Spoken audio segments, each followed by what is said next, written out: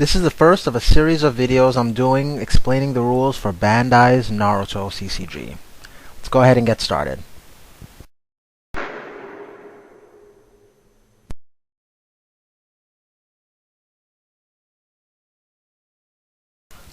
This episode I'm going to be talking about the three major card types and their functions, as well as how attacking works and how you go about to win the game.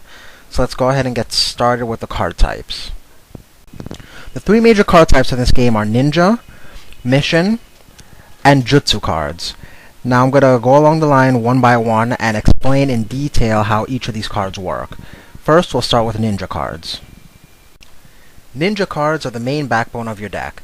They work similar to the way monsters do in Yu-Gi-Oh! In the fact that they attack your opponent's village in hopes of winning the game, and they defend your village from your opponent's ninja. You know it's a ninja card because of the icon on the top left corner of the card. Every card in this game has one or more element symbols that determine payment, which we'll get into later on in the video. However, the icon in the top right corner of the card determines what the element of the card is. You can find the card's name in the center of the card instead of on the top of the card. The shuriken symbol to the right of the name is one of the three forms of payment in this game, called a turn cost. During the beginning of the game, you start off at a turn of 0, and as your turns end, you increase your turn cost by either remembering it mentally or writing it on a piece of paper or something. But as the game goes on, your turn marker gets further along, and you can only play a card with a turn cost equal to or less than your current turn marker. This Naruto has a turn cost of 3, which means you wouldn't be able to play this card unless you're on your turn 3 or later in the game. The second method of payment is the hand cost that's to the right of the turn cost. The hand cost indicates how many cards you have to put from your hand with a matching symbol to your chakra area. Your chakra area is the third method of payment, which is used for Jutsu cards. So, to play this Naruto, you would have to move 0 cards from your hand with a matching symbol to your chakra area. We'll go over hand costs a little bit more later, but the hand cost is another form of payment in this game. Below the title are the traits of the card, and most of them don't do anything on their own. They're just there to for interactions and referencing other cards, so you don't really have to worry about that line of text. And of course, below that is the effect of the card, which I believe is pretty self-explanatory.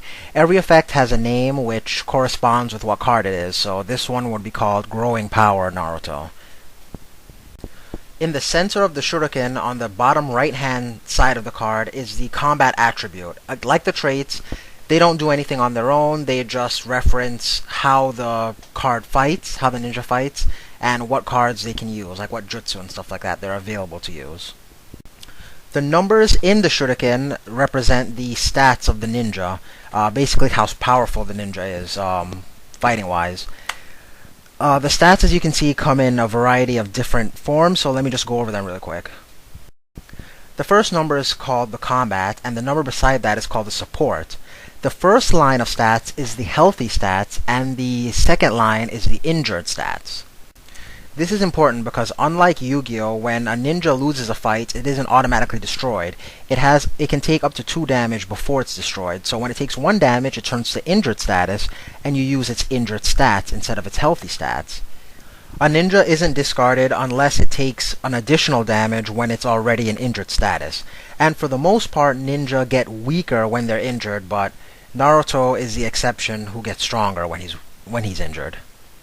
Last, and what some might consider least, is the flavor text right below the picture. Next are the mission cards. Now, if you're familiar with Yu-Gi-Oh, I'd say the easiest way to remember how mission cards work is that they're similar to normal spell cards. They can only be used during your turn, during a designated phase, and the only difference between the two is that in Naruto you can only use 1 mission card per turn. You can tell it's a mission because of the icon on the top left corner of the card. As I said before, every card has 1 or more element symbols in the top right-hand corner of the card. Most have only 1, but in this case, this card has 2. Its name is located in the center of the card, and the turn cost is to the right of the name. As before, your turn marker has to be equal to or greater than the turn cost to be able to play the card. Again, to the right of the turn cost is the hand cost. Now, when you're playing the card, to pay for it, you have to move cards from your hand to your chakra area face up with a symbol matching the symbol of the card that you're playing. In this instance, you'd have to move one card from your hand that has a matching symbol, either earth or wind, to be able to play this card. Once the hand cost and the turn cost of the card has been satisfied, you can then use the effect of the card. Now let me demonstrate how one would use a mission card. You play the card face up on the table, and then you look through your hand for any cards that match the symbol of the card. For example, the Shino. If you have Shino in your hand, you can use it because it has a matching wind symbol to the mission card that you're trying to play. You place the Shino that you just used to pay for it face up in your chakra area. Then you apply the effect of the mission. Once the mission's effect has been applied, you move that as well to your chakra area. As you can see, the more missions that you play is the more chakra you'll be able to generate, and then you can use that chakra to pay for Jutsu cards. Again, using Yu-Gi-Oh as an example, I'd say Jutsu cards are similar to trap cards in that they can be used on the fly. The differences are, Jutsu cards can only be used when ninja are fighting, and they're not placed on the field, they stay in your hand. You know it's a Jutsu because of the icon on the top left corner of the card, and you can check its element by the icon on the top right corner of the card. The name of the card is in the center, and the third method of payment is right below that, which is the chakra cost. Remember all that chakra we built up playing missions? Well, this is what you use them for, to pay for your Jutsu cards. If there's a specific symbol in the chakra cost, you must pay that exact same symbol when paying the cost. So for example, for Rasengan, you have to pay at least one lightning, and then the number that is in that circle means it can be paid with any color, so it could be lightning, or it could be any other color that's in your chakra area. Below that are the requirements of the card. The ninja using it must meet those requirements to use it, and below that is the effect of the card. Now let's talk about those stats on the ninja cards and how they work.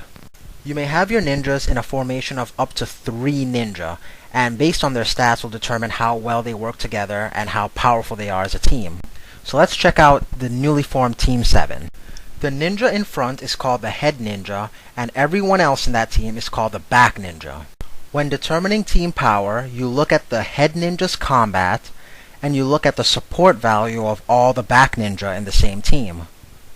So in this team, you'd add Naruto's 4 plus Sakura's 3 and Sai's 2 to equal 9 team power. Now let's switch the teams up and see what would happen if Sai was the head ninja. You'd add Sai's 4 combat to Naruto's 0 support and Sakura's 3 support for a total of 7 team power. Not as powerful, is it? They're the same cards, but depending on how you mix and match the ninja in your team will determine how strong they are. Not only that, but who's leading the team can greatly affect how powerful your team is. That's going to be it for this episode. Join me next time as I go more in depth on attacking and defending, the phases of the turn, and how you go about winning the game. Sorry I didn't get to it this episode. Until next time, you guys, thanks for training at the dojo, and take care.